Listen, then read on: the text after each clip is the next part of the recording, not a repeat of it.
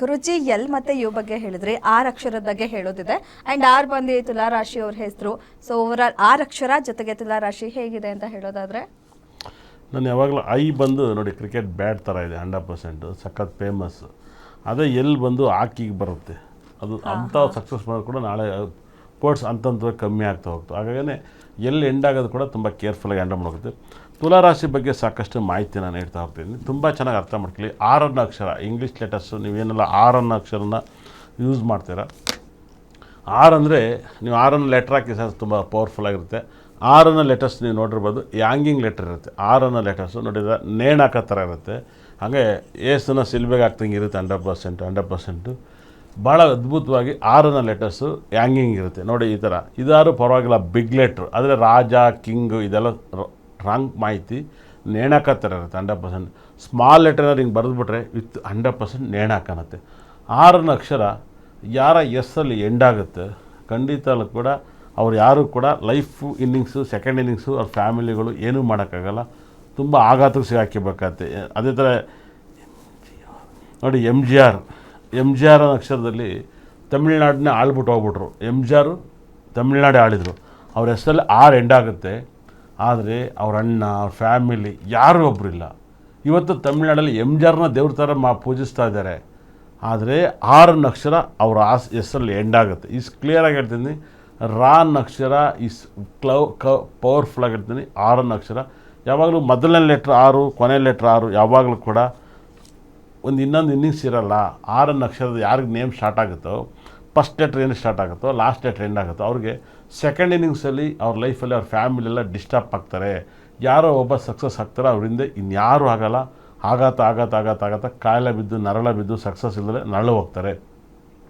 ಇದು ತುಲಾ ರಾಶಿಗೆ ಸೇರುತ್ತೆ, ಶುಕ್ರನ ರಾಶಿ. 6 ಅಕ್ಷರ ಭಾಳ ವಿಶೇಷವಾಗಿ ನ್ಯೂಮರಾಜಲ್ಲಿ 2ನೇ ನಂಬರ್ ಆಗುತ್ತೆ. ಕಟಕ ರಾಶಿ ತುಂಬ ಪವರ್ಫುಲ್ ಆಗುತ್ತೆ. ಹಾಗಾಗಿ ನ್ಯೂಮರಾಜಲ್ಲಿ 2ನೇ ನಂಬರ್ ಆದರೂ ಕೂಡ ಅದು ಬರೆಯೋದ್ರಲ್ಲಿ ದೋಷ ಇದೆ. ಆ ಲೆಟರ್ಸನ್ನ ಯಾರು ಕಂಡುಹಿಡಿದಿರೋ ಖಂಡಿತ ಅಲ್ಲ ಕೂಡ ಅದು ಬರೆಯೋ ಸ್ಟೈಲನ್ನು ನೀವು ಫುಲ್ ಕ್ಲೀನಾಗಿ ಮುಗಿಸ್ತಾ ಹೋಗ್ತಾರೆ. ಹಾಗಾಗೇ ಸಾಕಷ್ಟು ಜನಕ್ಕೆ ನೋಡಿ ಪಿ ಎನ್ ಅಕ್ಷರದಲ್ಲೂ ಕೂಡ ಒಂದೊಂದು ಸರಿ ತುಂಬ ಪರ್ಸ್ನಲ್ ಪ್ರಾಬ್ಲಮ್ ಸಾಕಷ್ಟು ತೊಂದರೆ ಕೊಡುತ್ತೆ.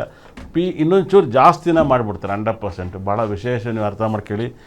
ಪ್ರಕಾಶ್ ರಾಜ್ ನೋಡಿರ್ಬೋದು, ಪ್ರಕಾಶ್ ರಾಜ್ ಅವ್ರು ಎಷ್ಟೆಲ್ಲ ಸುಮ್ಮನೆ ಸ್ಟೇಟ್ಮೆಂಟ್ ಕೊಡ್ತಾ ಇರ್ತಾರೆ 100%. ಒಂದು ಎಮ್ ಎಲ್ ಎ ಆಗಿಲ್ಲ, ಏನೂ ಆಗಿಲ್ಲ, ಎಂತ ಆಗಿಲ್ಲ, ತುಂಬ ಸ್ಟೇಟ್ಮೆಂಟ್ ಕೊಡ್ತಾರೆ. ಭಾಳ ವಿಶೇಷ, ನೀವು ಅರ್ಥ ಮಾಡ್ಕೊಳ್ಳಿ. 6 ಅಕ್ಷರ ಯಾಂಗಿಂಗ್ ಸ್ಟೈಲ್ ಇರುತ್ತೆ. ಯಾಕೆ 6 ಅಕ್ಷರಕ್ಕೆ ಇಷ್ಟೊಂದು ತೊಂದರೆ ಬರುತ್ತೆ, ಪ್ರಾಬ್ಲಮ್ ಬರುತ್ತೆ ಅಂದರೆ ತುಂಬ ಆಘಾತ, ನಿಮಗೆ ಗೊತ್ತಿಲ್ಲ.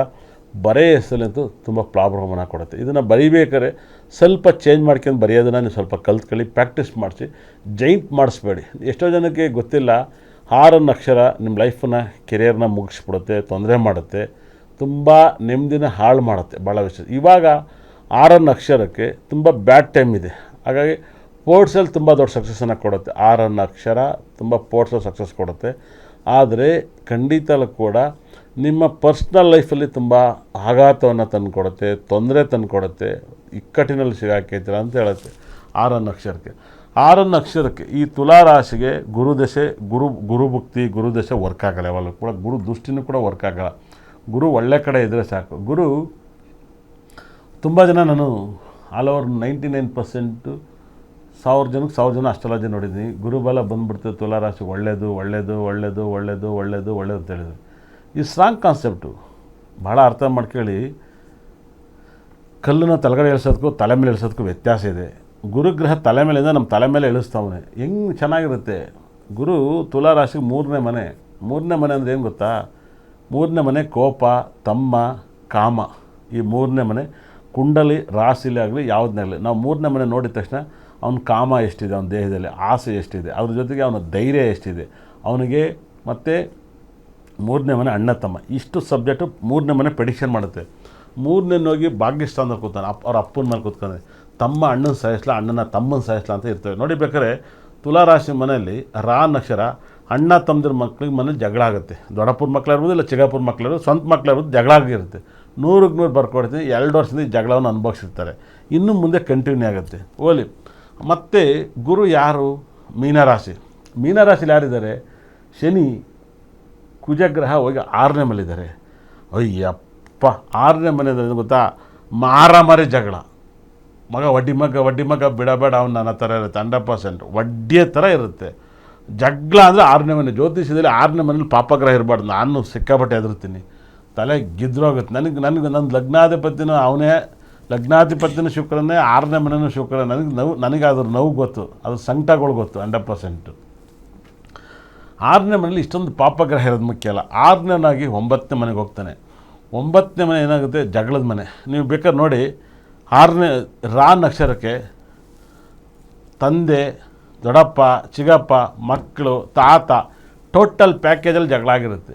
100% ಜಗಳ ಆಗಿರುತ್ತೆ. ಹಾಗೆ ಆಗಿರುತ್ತೆ, ಬರ್ಕೊಡ್ತೀನಿ. ನನಗಿರೋ ನಂಬಿಕೆ ಅದು. ಈ 6ನೇನು 3ನೇನು 9ನೇ ಮನೆಗೂ 9ನೇ ಗುರು ದೃಷ್ಟಿ ಬರಬಾರ್ದು. ಭಾಳ ಇಟ್ಸ್ ವೆರಿ ಡೇಂಜರ್. ಇವಾಗ ಈ ವಾರದಲ್ಲಿಂತವೇ ತುಲಾ ರಾಶಿಗಿಂತವೇ ಆತ್ಮಹತ್ಯೆ ಮಾಡ್ಕೋಬೇಕು ಹಂಗೆ ಅನಿಸುತ್ತೆ. ಯಾಕಂದರೆ ತುಲಾ ರಾಶಿ ಅಧಿಪತಿ ರಾ ನಕ್ಷತ್ರ ಭಾಳ ವಿಶೇಷ. ಅವನು ಅಷ್ಟಮ ಸ್ಥಾನಕ್ಕೆ ಹೋಗಿದ್ದಾನೆ. ಅವನದೇ ಸ್ವಂತ ಮನೆ ವೃಷಭ ರಾಶಿಗೆ ಶುಕ್ರನ ಮನೆ, ಆದರೆ 8ನೇ ಮನೆ, ಮರಣದ ಮನೆ, ತೊಂದರೆ ಮನೆ. ನೀವು ನೋಡಿರ್ಬೋದು, ಈ ವಾರದಲ್ಲಿ ಹೋಗಿದ್ದಾರೆ ಶುಕ್ರಗ್ರಹ. ನೋಡಿರ್ಬೋದು, ರಾಯಲ್ ಚಾಲೆಂಜ್ ಬೆಂಗಳೂರು ಮ್ಯಾಚ್ ಆಡಬೇಕಾದ್ರೆ ಔಟ್ ಆಗಿರೋದನ್ನು ನಾಟ್ ಔಟ್ ಅಂತ ಔಟೇ ಅಲ್ಲ, ಅದು ಔಟ್ ಅಂತ ಕೊಟ್ಟು ಕಳಿಸ್ತಾರೆ. ಯಾರನ್ನ? ರಜತ್ ಪಟಿದಾರ್ ಕ್ಯಾಪ್ಟನ್ನು ಔಟ್ ಆಗಿರ್ತಾರೆ. ರಜತ್ ಪಟಿದಾರ್ 1ನೇ ತಾರೀಕು ಹುಟ್ಟಿರೋ ಡೇಟ್ 1ನೇ ತಾರೀಕು. ಆದರೆ ಅವ್ರನ್ನ ನಾಟ್ ಔಟನ್ನು ಔಟ್ ಅಂತ ಕೊಟ್ಟು ಕಳಿಸ್ತಾರೆ ಅಂಪೇರು. ಏನು ಥರ್ಡ್ ಅಂಪೇರು, ಏನು ಕ್ಯಾಮ್ರಾಗಳಲ್ಲಿದ್ರು ಏನು ಮಾಡ್ತಾರೋ ಗೊತ್ತಿಲ್ಲ 100%. ಅದನ್ನ ಮ್ಯಾಚ್ ಸೋತೋಗ್ತಾರೆ. ಅದಾದಮೇಲೆ ರಾಜಸ್ಥಾನ್ ಟೀಮ್ ಸಖತ್ತಾಗಿ ಆಡ್ತಿರೋ ಟೀಮ್, ರಾಜಸ್ಥಾನ್ ಟೀಮ್ ಅಷ್ಟು ಚೆನ್ನಾಗಿ ಆಡ್ತಾ ಇರುತ್ತೆ. ಅವರು ಕೂಡ ಮಣ್ಣು ಮುಗ್ತಾ ಇರ್ತಾರೆ 100%. ಒಂದಲ್ಲ ಒಂದು ಪ್ರಾಬ್ಲಮಲ್ಲಿ ಸಿಗಾಕಿದ್ದಾರೆ. ಯಾಕೆ ಹಿಂಗೆ ಸಿಗಾಕಿ ಅನ್ನೋದು, ಇವಾಗ 6 ನಕ್ಷತ್ರ ಸಖತ್ ಗುಡ್ ಪ್ಲೇಯರ್, ಗುಡ್ ಹಿಟ್ಟರ್ಸ್ ಎಲ್ಲ ಇದ್ದಾರೆ 100%. ರಾ ನಕ್ಷತ್ರಕ್ಕೆ ತುಂಬ ಆಘಾತ ಇದೆ. ಇದು ನಿಜವಾಗ್ಲೂ ಕೂಡ ರಾ ನಕ್ಷತ್ರ ಕೈ ಮುಗಿದು ಕೇಳ್ಕೊತೀನಿ, ನಿಮ್ಮ ಲೈಫಲ್ಲಿ ತುಂಬ ನಿಮ್ಮ ಪ್ರಾಬ್ಲಮಿಂದ ಆಚೆ ಬರಬೇಕು. ಕೋರ್ಟು ಕೇಸು ಅನ್ನೋದಾರ ಏನಿದ್ರೆ, ನನ್ನಲ್ಲಿ ಕೋರ್ಟ್ ಕೇಸ್ ಗೆಲ್ಲಕ್ಕಂಥ ಸ್ಟೋನ್ ಇದೆ, ಇದನ್ನು ದಯವಿಟ್ಟು ಬಳಸಿ. ಮತ್ತು 6 ನಕ್ಷತ್ರ ತುಲಾರಾಶರಿಗೆ ಅಗ್ನಿ ಮೂಲೆ ನಿಮ್ಮ ಮನೆಗೆ ಟಚ್ ಆಗಿದರೆ, ಮೆಟ್ಲುಗಳು ಟಚ್ ಆಗಿದ್ರೆ ನಿಮ್ಮ ಮನೆ ಪ್ರಾಬ್ಲಮಲ್ಲಿ ಸಿಗಾಕಿನತ್ತೆ. ನೀವೆಲ್ಲರೂ ಕೂಡ ಕೋರ್ಟು ಕೇಸು ಆರೋಗ್ಯ ಸಮಸ್ಯೆಯಲ್ಲಿ ನರಳಬೇಕಾಗತ್ತೆ. ಅಪ್ಪಿ ನಿಮ್ಮ ಅಗ್ನಿ ಮೂಲೆಯಲ್ಲಿ ಲಿಫ್ಟುಗಳು ಬಂದರೆ, ಅಪಾರ್ಟ್ಮೆಂಟ್ಸಲ್ಲಿ ತುಲಾರಾಶರ ಅಪಾರ್ಟ್ಮೆಂಟ್ಸಲ್ಲಿ ಇರ್ತಾರೆ, ಲಿಫ್ಟ್ ಬಂದುಬಿಡ್ತವೆ. ಮನೇಲಿ ದುಡ್ಡು ಇರ್ತಾರೆ, 3 ಫ್ಲೋರ್ ಕಟ್ತಾನೆ, ಮನೆ ಹಿಂದ್ಗಡೆಗೆ ಏನಾರು ಅಡುಗೆ ಮನೆ ಹಿಂದಕ್ಕೆ ಮೆಟ್ಲು ಮಾಡ್ಕೊಂಡು ಅಲ್ಲೊಂದು ಲಿಫ್ಟ್ ಹಾಕ್ಬಿಟ್ರೆ ಮುಗಿದ ಕತೆ. ಅವ್ರ ಮನೆ ಮಶಾಣವನ್ನು ನೋಡಬೇಕಾಗತ್ತೆ. ಆ ಒಂದು ಆಘಾತ, ತೊಂದರೆ, ಪರ್ಸ್ನಲ್ ಪ್ರಾಬ್ಲಮ್ ಇಷ್ಟೆಲ್ಲ ಬರ್ತವೆ. ದಯವಿಟ್ಟು ಯಾರೆಲ್ಲ ತುಲಾರಾಶರು ಅಗ್ನಿ ಮೂಲೆ ಹಿಂಭಾಗದಲ್ಲಿ ಮೆಟ್ಲು ಇರಬಾರ್ದು, ದಯವಿಟ್ಟು ಅರ್ಥ ಮಾಡ್ಕೊಳ್ಳಿ. ಈ ಪ್ರಾಬ್ಲಮಿಂದ ಆಚೆ ಬರ್ರಿ. ಕೋರ್ಟ್ ಕೇಸಿಗೆ ಸ್ಟೋನ್ಗಳನ್ನ ಖಂಡಿತ ಕೂಡ ಇದನ್ನು ತಗೊಳ್ಳಿ, ತುಂಬ ಇಂಪ್ರೂವ್ಮೆಂಟ್ ಆಗುತ್ತೆ. ತುಲಾರಾಶಿಯವ್ರಿಗೆ ಇನ್ನೂ ಕೂಡ ಈ ಕಾಟ 1 ವರ್ಷ ನಿಮಗೆ ತುಂಬ ಕಾಡುತ್ತೆ. ಈ ವಾರ ಅಂತೂ ಭಯಂಕರ ಕೆಟ್ಟೈತೆ. ತುಂಬ ಕೆಟ್ಟಿರೋದು ಯಾವುದಪ್ಪ ಅಂದರೆ ತುಲಾರಾಶಿಯವ್ರು ತುಂಬ ಜಾಗೃತಿಯಾಗಿರ್ಬೇಕಾಗತ್ತೆ, ತುಂಬ ಕೇರ್ಫುಲ್ಲಾಗಿ ಹ್ಯಾಂಡಲ್ ಮಾಡ್ಬೇಕಾಗತ್ತೆ. ಇದಕ್ಕೆ ನೀವು ಹೋಗ್ಬೇಕಾದ್ರೆ ಟೆಂಪಲ್ ಎನಿ ಟೈಮ್ ನಿಮ್ಮ ಟೆಂಪಲ್ಲು ಶನೇಶ್ವರನಿಗೂ, ಆಲಂಗುಡಿ ಗುರು ಟೆಂಪಲು, ಕಂಜನೂರು ಶುಕ್ರನ ಟೆಂಪಲ್ಗೆ ಫ್ರೀ ಇದ್ದಾಗ ಹೋಗಿ ಪ್ರಾರ್ಥನೆ ಮಾಡಬೇಕು.